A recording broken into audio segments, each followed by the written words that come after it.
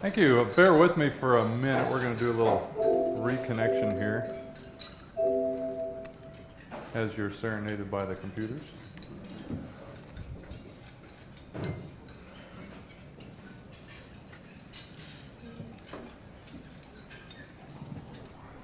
Actually, over here.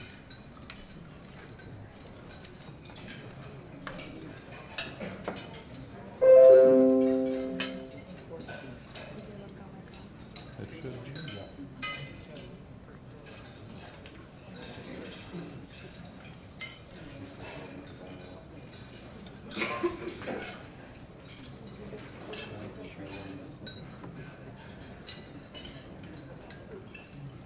And giving a talk is just about like flying in space, and one of the most critical things are details, right? So we have this ability to go forward.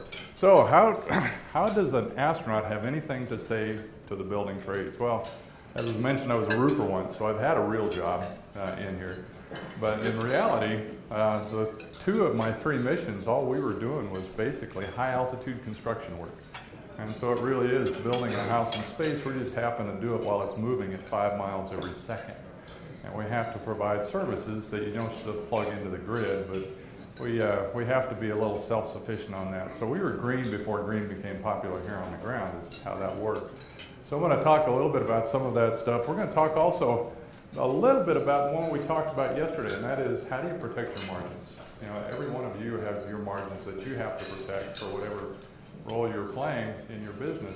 And probably your margin is one of two things, two of the big things. One is obviously profit margin. That's what keeps you in business, and that allows you to go on vacation next month or play in the golf tournament this Friday, right? So that's your margin you're probably watching every single day. Second one, of course, is the theme of the luncheon today, and that's safety. Safety is everything to us, because when you strap yourself to 3.5 million pounds of high explosive, you really want those margins to be protected as much as you can. And for us, the margins are only about 10%. And so for us, when we look at safety, we're looking at if it gets to be 10.5% variance, that usually means somebody's going to get hurt or somebody's going to get killed. And so we're very jealously protecting all of that. So what I'm going to do for the next little bit is I'm going to take you through getting ready to fly a mission and fly into space. There's going to be a few things that'll be sort of direct connects to what you're doing, but mostly what I want to get across is just sort of the gee whiz of being in space and what it's like to do high altitude construction at 17,500 miles an hour. So that's where we're going to go. Those are my three crews. The first one up at the top there is STS-89. We flew to the Russian space station. My job on that mission was to do all the logistics, and so I had to make sure everything was staged properly. Our job site was the Mir space station, so we had to swap all that stuff out and do it all in 10 days. And imagine if you were transporting pretty much everything that you would use to build a house and swap it with the house across the street and do it through a 33-inch diameter sewage tunnel between the two houses. That's the Mir space station. And pretty impressive place. My second mission was the one in the middle, STS-104, my first spacewalk mission. And that was where we put the airlock on board, and then we used it for the very first time. Stepped out into space, and that was quite an experience, and I'll tell you a little more about that. And my last one was STS-117, which is the one down there on the right. That we flew and put the outline of what you see in the background back there, the solar arrays on board. In fact, the solar arrays on the space station are pretty impressive. They're about 240 feet long.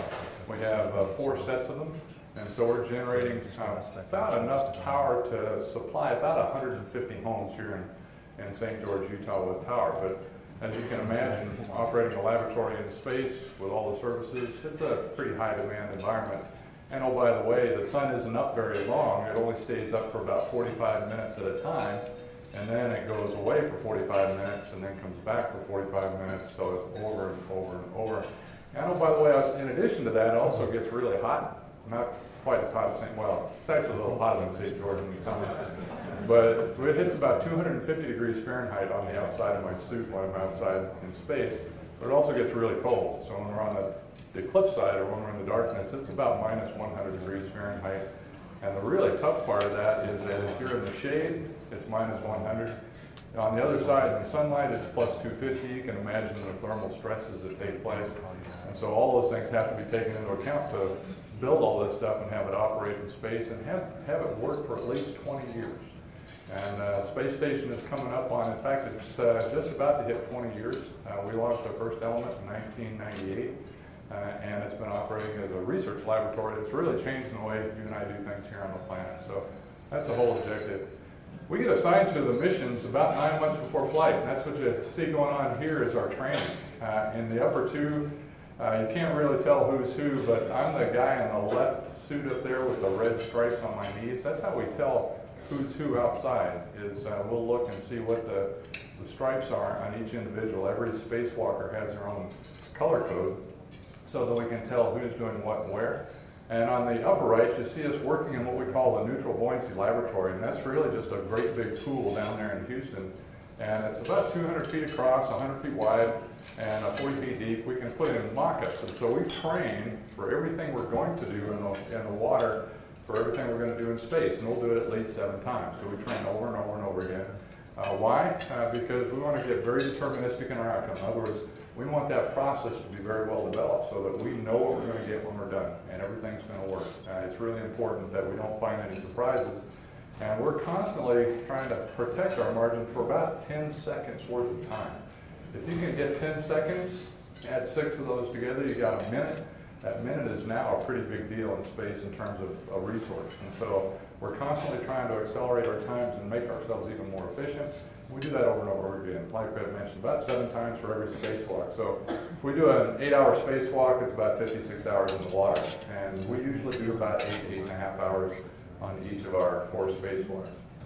Down on the lower left is part of our simulators. And so before we ever actually go do the real thing, we'll actually do the training in the simulators there in Houston. In fact, everything we did in Houston, or everything we did as far as training, getting ready for flight, we lived, and all of our offices were all there in Houston. We actually did very little down at the Cape, down in Florida, even though Atlantis and all of our hardware was there. You'll see it in a minute. Except for one thing, and that's what you see down on the lower right. That's called the Terminal Countdown Demonstration Test.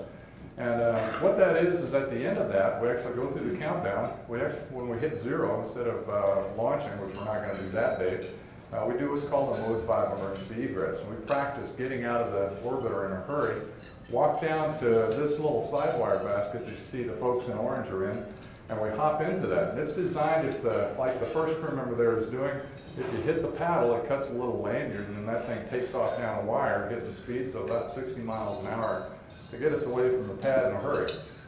Now, we do all of that. We hit that paddle, cuts the lanyard.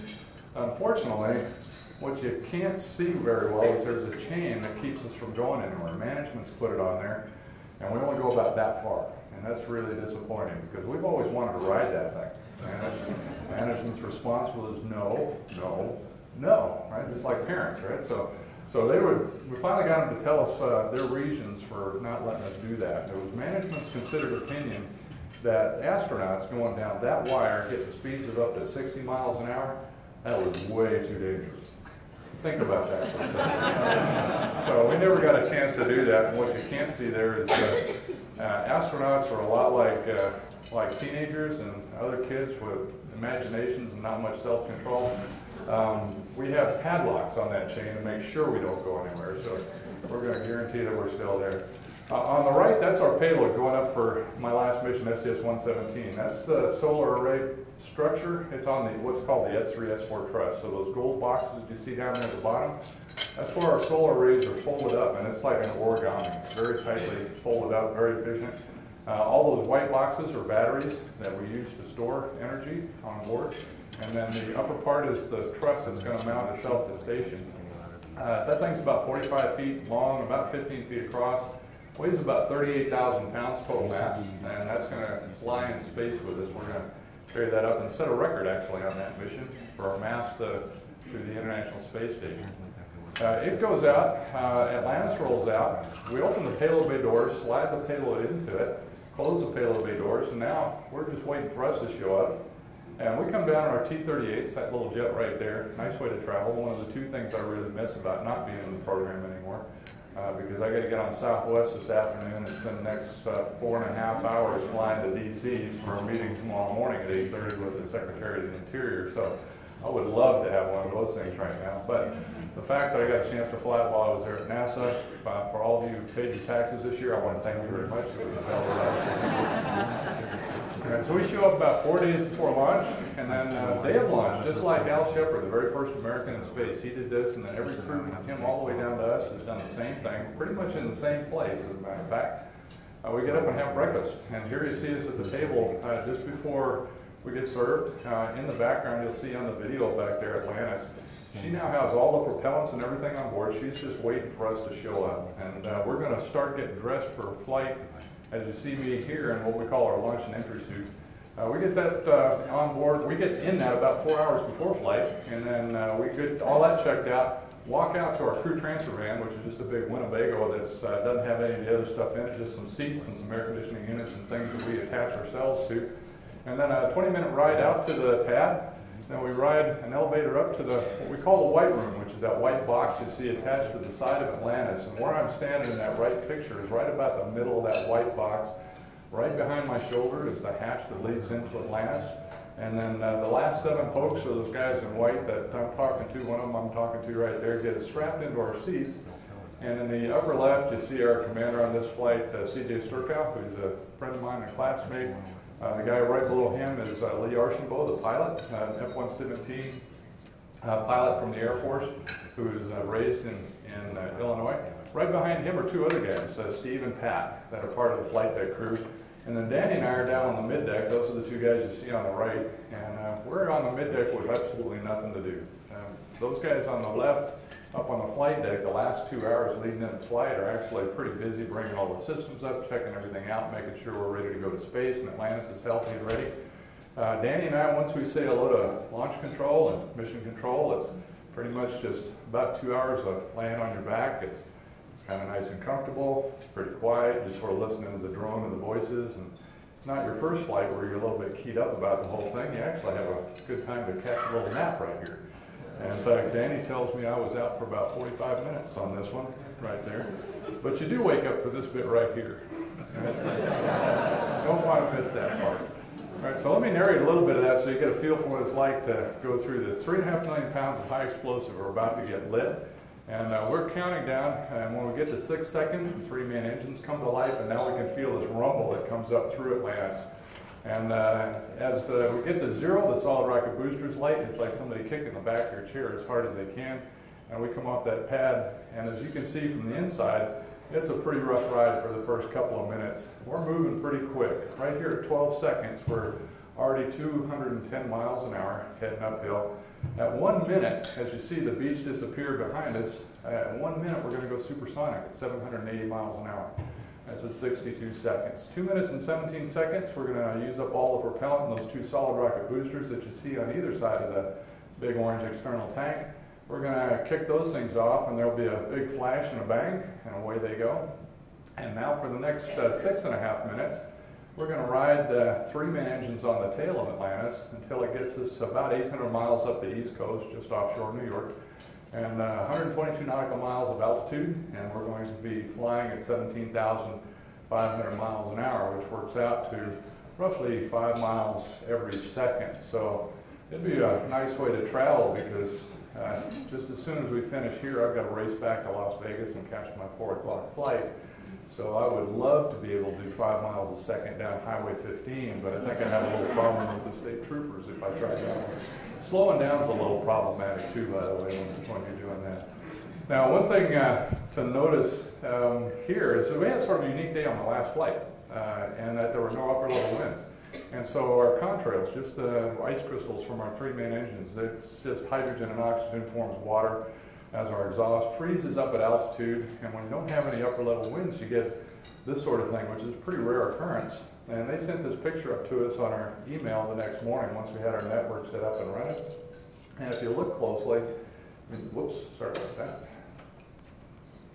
If you look closely on the right side, I'm trying to get this thing to work for me here. Right there, notice that nice little shape? Right there. So, guys, this really works. Right? So, what I did, I sent that to my wife and told her I was leaving her a message on my way out of town. It worked great for about 3 days.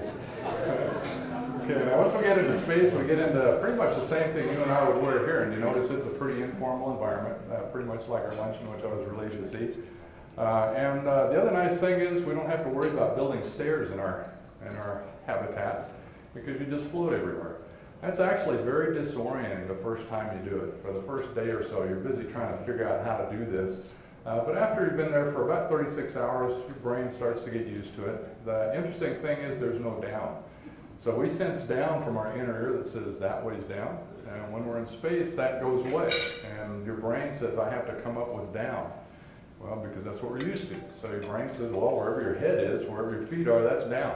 So I'd be pointing my head, say, at the Earth, which I'll talk about here in a little bit, that way was up, which is not the way we would do things here. But of course, you come home, now after you get back and you're on the ground, you have to get used to being in this environment where there's now down again, and you have to be careful for a couple of days. And in fact, for me, I had to be careful walking across the Waffle House parking lot the next morning for breakfast with my kids, because I thought I had my foot up about 1.5 feet, you know, but it wasn't. It wasn't quite far enough to clear that little cement stop, you know, in the parking lot.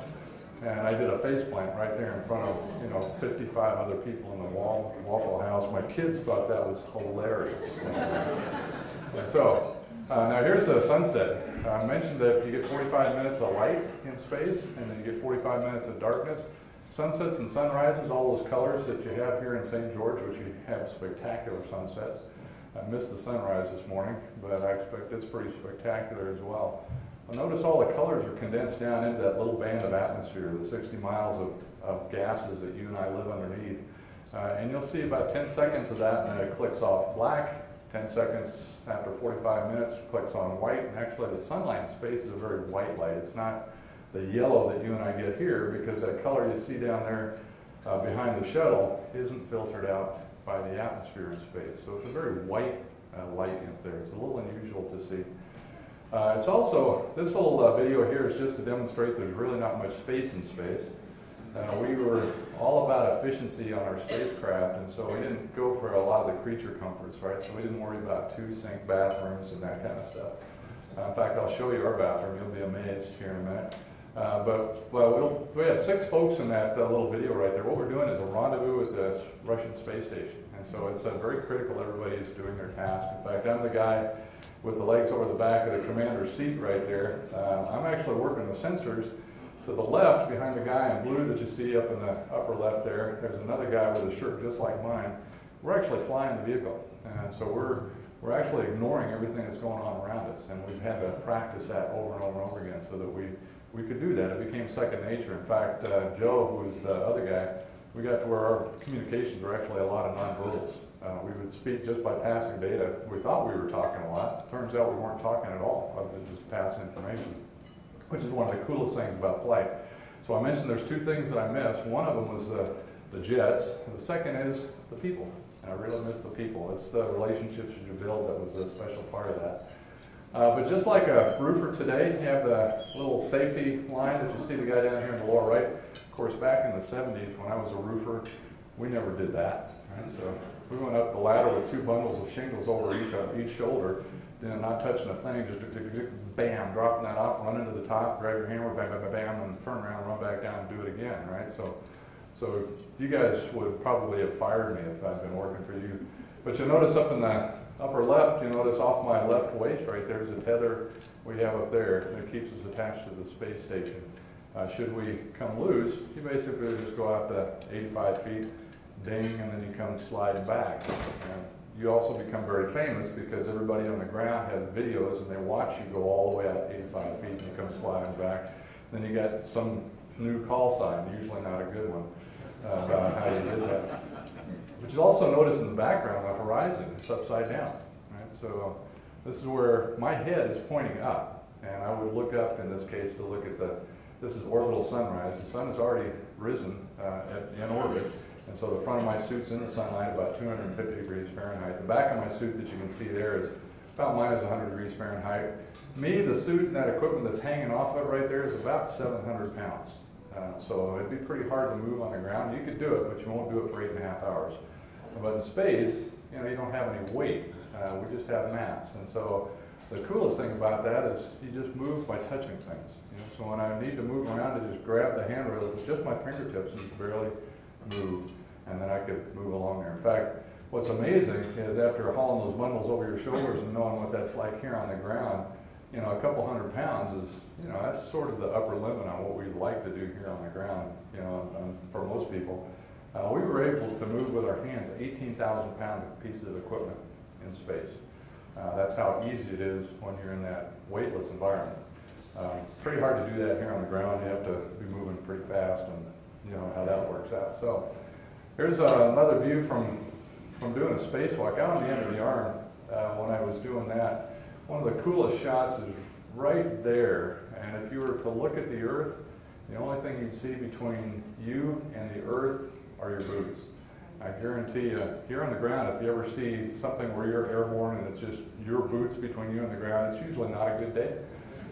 For us up there, that is a gee whiz moment right there if we get 10 seconds to look around. And that's really about all we can do, is about 10 seconds. But when you get them, that's the stuff you remember right there. Now there's our space station. On the left, you see the solar panels, the vertical thing there. And as we fly away, it looks sort of like something out of Star Wars right there. On the upper right, that's how we use ladders in space, working on the solar arrays up there. That's me on the end of that. And the solar panels are pretty much the same things you would install in the houses down here, just bigger. They've been folded up, and they've got a slightly different way we wire those things up and how we store power, but it's pretty much the same technology, same chemistry as what you do down here. Just designed to last 20 years or so in a vacuum environment where it's really hot, really cold, and oh, by the way, there's radiation up there too, so we have to deal with that. But as in this picture, every once in a while you have to go outside and repair stuff, even on your house in space, and that's what you see going on here. That's a friend of mine named Mike Barrett. He's up working on what we call the S0 truss, which is right in the center, held all the solar panels up there on the station. This is what the station looks like today. Notice there's 4 sets of those solar panels, and I mentioned it's 240 feet across on each one of those things. This thing is put into space in 44 different pieces by 16 different countries. Probably one of the most critical things about this is that everything works. It's a miracle of engineering right there. And people ask, what's the importance of it? Well, I could talk about all the geeky science and engineering and all that stuff that we've done on it, and it's pretty significant. But I think, just from my perspective, the most important thing we've done by doing stuff like that right there is we've trained 3 generations of engineers and scientists in how to do things that they've never done before. And that knowledge comes back, and I guarantee you, I haven't really spent any time looking for it, but within a couple hours, I'll bet you we could identify things in your world today that are benefits from that world right there that we're doing. And that's the whole reason we do it. We transfer that information, that knowledge back here. It changes the way we live around the planet, and that's the investment that we put up there in space. Now, since it's a luncheon, I wanted to tell you a little bit about what we eat. Right? So, pretty much the same sorts of things you and I would eat here, slightly differently packaged. And the nice thing is you can also, if you don't like who you're sitting with at the table, you can float to the ceiling, like you can see there in the lower right. But most of the things that you and I would eat here, with just a couple of exceptions. There are fluids we can't put in the glass, but we do have them in little drink pouches. The other things that we would eat are pretty much everything else you and I might eat, except for fresh food. There's no provision for fresh food in space because it won't last. And so there's no salads, no fresh fruit, that kind of thing, unless it comes up with a crew that's visiting, and then that was actually the favorite gift for the station crews to bring fresh fruit, and so we would carry that stuff up there. Now, if we go to Mars, and that's in the future, we're going to have to be looking at how are we going to do that. That's going to be a bit of a challenge to get ourselves there. The other nice thing about food in space is what you see a friend of mine, Ken Cockrell, doing right here. This is actually our favorite breakfast, and you probably have those here, I'm sure. Breakfast burritos. Right, so we can prepare them a little differently, as you can see right there. In fact, you can throw food at the wall and it sticks. Right? So that's what Ken's doing. He's got 4 tortillas lined up there with little clips attached to Velcro, and the Velcro's holding everything in place. He's applying the eggs to the picante sauce that he's already put on there. He's going to come behind it with a little cheese and maybe some sausage, roll that thing up, and now you've got portable food, which is actually one of our favorite things, is that anything portable, because we generally don't stay still for very long, kind of like me in front of you. I can't sit still even to this day. But the same thing with our breakfast. We would pick that up and take off, and it was portable food. So that was one of our favorite ones. But as you can see, pretty much everything is attached to the walls. We can attach stuff to the ceiling while we're in space. So you see stuff pretty much everywhere while we're up there. Some of the things we don't have to worry about in terms of housing here that we have to worry about there, this is one of them. And that's radiation, of course. That's the aurora australis, the northern lights. The radiation from the sun is coming down and hitting the upper atmosphere, causing it to glow. We have to contend with radiation in space. In fact, if it ever got bad enough with a solar flare, we'd abandon the station and come home. As a sea story, I told this story yesterday. I was outside doing a spacewalk and saw the aurora that way as I'm flying through it. And of course, being a geo geek that I am, I look and there's the aurora. What's causing that? Well, it's radiation coming from the sun that's over there. It's right there. So obviously I'm in between that. I remember having the thought that I've had as many kids as I'm going to have, so it shouldn't be a problem. I got two more right now, a 3-year-old and a 20-month-old at home in Colorado Springs.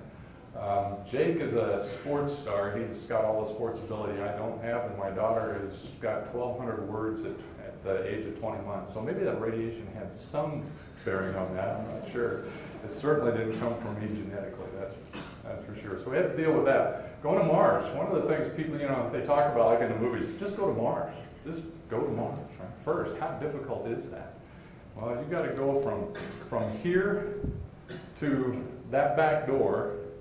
And if I were to get one of the guys back there to hold up a needle, I'd stand up here with a thread, and I'd have to be accurate enough to throw that thread through the eye of the needle from here. That's what it's like to launch from Earth to go to Mars. And, oh, by the way, don't move for about at least 4 months, because it's going to take 4 months to make that transition to get there. You're going to spend about 540 days on the surface and then come home. So you're going to be gone for about 3 years.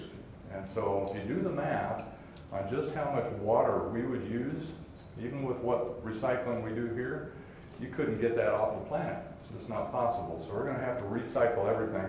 We're going to have a totally biogenic recycling oxygen and nitrogen system. So all the CO2 is going to go into something that's going to use it. In this case, we're testing some algae farms. And then you're going to have to grow all your food. And you're going to have to recycle 97% of everything. You just can't carry that much stuff. So to be able to do that, look, we're going to have to figure out how the planet does it and how it does this complete ecosystem. And we don't know how to do that now. We do little bits of it. Most of it we just sort of treat it a little bit, throw it at the planet, planet fixes it for us, gives it back, all good. Well, then you won't have that luxury going to Mars. You're going to have to figure out how to do that. And like we have down in that little cartoon down at the bottom, you're going to do it all on the ground, because the radiation on Mars isn't blocked by the magnetic field lines that we have here that you saw in the aurora there just a few minutes ago. So all the radiation coming off the sun is going to hit the surface, so you're going to be living underground. So you're going to be about a meter or so under the dirt, and that'll protect you from most of it. And that's what you'll have to build your farms with as well. So figuring out how to do that, we know how to do little parts of it. We've done some testing, as you see with Nigel up here on the upper right. 91 days in a closed system. They closed the hatch on those guys, and all their oxygen came from the wheat plants that he's tending right here, 91 days. Now, the interesting thing about that, I said, what surprised you? He says, after about the second week up there, he really got tired of this monochromatic sort of metal sort of environment they were in, and that was his favorite thing. Every day he looked forward to that 1 hour that he would go in and tend to the wheat crop, just the green things that we're used to here. Little things that you don't even really notice you miss, like the sounds of insects and wind and rain and all that stuff. You won't have any of that on Mars, so we're going to have to figure out how to provide that, just so that you can have an escape from that red dust for a while and go on a holodeck, from Star Trek, and be able to go home and hear stuff. I know it doesn't rain much in St. George, but periodically you get it, and certainly have green things, and you hear the crickets and the birds and all that stuff. You'll miss all that, and so that was a big surprise. Now, our number one favorite question has always been, how do you go to the bathroom in space? Well, there you have it, right there. It's about the size of a restroom on Southwest Airlines. And as you can see right there in the center is the seat, and notice it's a pretty tiny hole. So just like everything else, you train before you do, and you go in there. And the whole objective is, of course, we don't have gravity working for us at all, right? It's a good physics question. Kids always go to this. Adults usually a little bit later, unless us there's two types of people. It turns out it's scuba divers, I don't know why, law enforcement, and pilots. Actually, three sets of people. They always ask this question early. Everyone else is a little too reserved to do that, right? I know you guys wouldn't ask me that question, but I know you were thinking it, so that's why I put the picture in here. And so in the center, the solids go down there, and we use a little bit of air to pull the waste products away. And then that little hose you see right in the front, right there, right in front of the seat, that's where the liquids go. And on the shuttle, what we did was, once we got the tank where those liquids went, once it got full, we'd dump it over the side, and away it would go. It was interesting because when water hits a vacuum, it turns into ice. And when it's going from 14.7 psi, or atmospheric pressure, inside to outside, it comes out supersonic. So what did we get? We had a supersonic snowstorm coming out of the side of the shuttle, and we all loved to watch it because it was actually quite beautiful. And of course, the solids would go in the tank, and then we just basically throw those away when we got home, because you don't want to throw those over the side, because you've seen that movie Gravity with all the debris. That's the last thing you want to do is hit one of those at 5 miles a second. So we brought all that stuff home and got rid of it. Now, back to the questions going to Mars. You'll have to recycle all that. Well, we're already recycling all the liquid stream on the station. In fact, the water coming out of that purification system is so pure, we have to add minerals back into it so that you can taste it. If you've ever tasted deionized water or pure water, actually it doesn't taste very good. It tastes, it gets sort of this oily sort of feeling to it, but it's not really a taste. We actually put minerals back into it. So you're going to be recycling all of that to go to Mars and work on the surface there. So to be able to do that before we can put the first footsteps in that red dust, which will be in our kids' generation to do that, probably that'd be something you and I would do, though I would do that in a heartbeat as long as I could do it on a round trip basis, not on a one-day trip. But our kids are looking at that, and what's the advantage there? Again, if we can figure out that 97% recycling, that becomes something you and I could use tomorrow. Recycling your water much more efficiently here on the planet. Recycling all the waste products. We generate a lot of waste, and we don't do a very good job of recycling. We basically treat it a little bit, throw it at the planet, and the planet does it for us. Right? So the more we understand on how this planet works in the ecosystem, turn around and use that in space, but we can also use that for you and I here on the ground, make ourselves more efficient at what we're doing. Now we're going to come home, and what we're going to do is we're going to turn all that speed into heat. That's what you see right there in the upper left, that meteor. That's actually Atlantis on our way home from the very last mission. Down in the lower right is a wind tunnel model of the space shuttle. What we do is we hit the upper atmosphere about 400,000 feet, and then we generate a plasma, which is just an ionized gas. It's about 2,700 degrees Fahrenheit right there on the nose and one part of the wing right there. That lower image is a view of the shuttle on its way home from the ground. That was taken from a telescope over Hawaii. And then upper right, that's what it looks like inside the shuttle as we're coming home. Notice that out the windows in front of Lee right there, it's pitch black. We're actually doing it in the darkness. So everything you see in this video you're going to see here in a couple of minutes is everything glowing. Now we just fired our engines. We're going to take a little bit of energy out of our orbit so we can now hit the upper atmosphere. The flashing that you see through those upper windows right there, that's that plasma, 2,700 degrees Fahrenheit. We're flying inside the head of that meteor. And when we hit the atmosphere at just the right conditions, there on the left, that tape just clicked over to 25. That's 25 times the speed of sound. That's kind of a big deal for us. We get a little patch that says Mach 25. That's also the name of my company, Mach 25 Management. It's pretty cool when we go to fighter bases, because fighters, if they can get to Mach 2.5, that's a really big deal. Of course, they're looking at ours going, no, that's Mach 25, right? That usually ends the discussion pretty fast, right about there. But now we come overhead, we've slowed down. We're still supersonic when we come overhead where we're going to land. We're going to hit about 70,000 feet, still doing a little over the speed of sound. So we arrive with, we announce our arrival with 2 sonic booms, one off the nose and tail. And we're going to start doing a big right-hand turn as we slow down. We're going to come down about 6 times steeper than an airliner and line up with that green outline of the runway back there. And you'll notice that we're actually aiming for a spot in the swamp, not for the runway. We won't do that yet. We're coming down 6 times steeper, so we're coming down pretty much like a piano until we get to 1,200 feet, and then we'll start pulling the nose up. Slow down from about 300 knots that we're flying right here. By the time we hit the end of that runway there at the top of the screen, we'll have gotten rid of over 100 knots. So we're going to slow down really fast. And as we see us come over the edge of the runway right there, we're doing about 195 knots, about 215 miles an hour. We're going to touch down pretty much like an airplane at this point. And then right after we touch down, we're going to pop out a drag chute, which is what you see here. Helps us slow down on the runway, roll to a stop. As soon as we get something that says no motion at all on a vehicle, then Rick would call Houston and say, Houston, Atlantis, we'll stop. That becomes the official end of our mission. We had 220 orbits, 5.8 million miles in about 2 weeks. That was a normal mission for us. So I've got about 18 million miles to my credit. Unfortunately, not a single one of them is a frequent flyer mile. Now, when we get back, I mentioned you actually feel a little disoriented. Here we are standing on the runway there at Edwards Air Force Base, and we're smiling there because there's a good news and a bad news part of this. The bad news part, which is not why we're smiling, is that all of our friends and family are at Kennedy Space Center waiting for us because that's where we normally like to land. But we're going to see them tomorrow, so it's not that bad. But they're still waiting for us. We'd like to see them, but we had to land in Edwards. The good news part of this, and the reason we're smiling, is that back there at Kennedy Space Center, there's about 40 medical people waiting to get a hold of us to probe and prod us and all this stuff for about 2.5 hours after flight.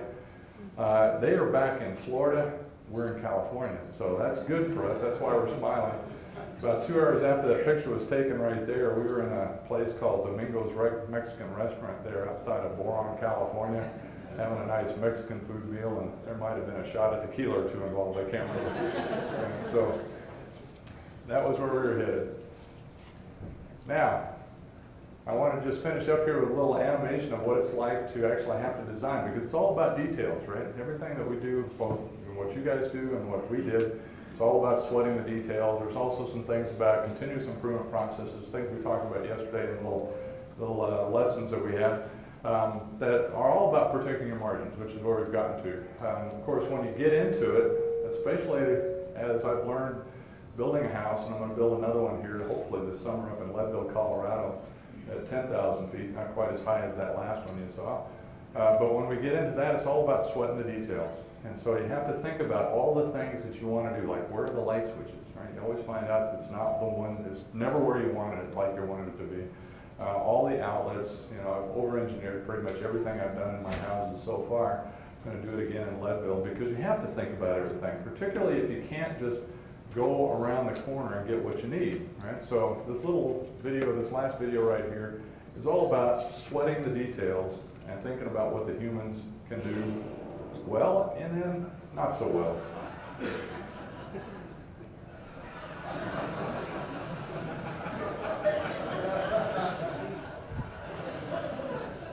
So there you have it. I want to thank you for joining us today. Thank you for having me. I enjoyed it. Hopefully you got something out of it, at least nothing else. I hopefully entertained you here at lunch today. So thank you very much for being here.